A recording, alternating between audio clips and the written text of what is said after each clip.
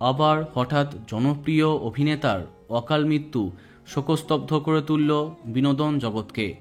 রহস্য মৃত্যু হয়েছে the family man web series খ্যাত রোহিত বাসভোরের। এই সিরিজের মাধ্যমে তিনি সবার মন জয় করেছিলেন। তার কর্মক্ষেত্র মুম্বাই, তবে অসমের ছেলে রোহিত।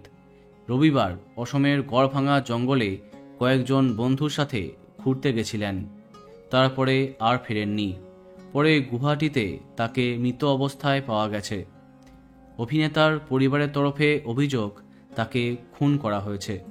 তার আকস্মিক প্রয়াণে পরিবারে নেমে আসে শোকের ছায়া। পরিবার সূত্রে জানা যায়, দুপুর 12:30 নাগাদ তিনি বাড়ি থেকে বেরিয়েছিলেন। তারপরে তার সঙ্গে আর যোগাযোগ করতে পারেননি তারা। এক বন্ধুই অভিনেতার দুর্ঘটনার কথা তার পরিবারকে জানায়।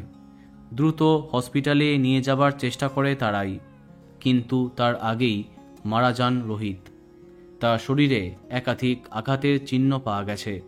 মাথা, মুখ বিভিন্ন অংশে ক্ষত এবং শরীরে একাধিক আঘাতের চিহ্ন মিলেছে। তার পরিবার জানিয়েছে, সম্প্রতি তিনি একটি বিরোধে জড়িয়ে পড়েছিলেন, তাই তাকে খুন করা হয়েছে বলে দাবি পরিবার তরফে। ইতিমধ্যে তার দেহ ময়না তদন্তে পাঠানো হয়েছে। তার এমন রহস্য মৃত্যু শোকের ছায়া ফেলেছে বিনোদন জগতে। বন্ধুরা, ভিডিওটি এইটুকুই। বাংলা বিনোদনের অন্যান্য আরও খবর পেতে সাবস্ক্রাইব কারেন্ট বস। ধন্যবাদ।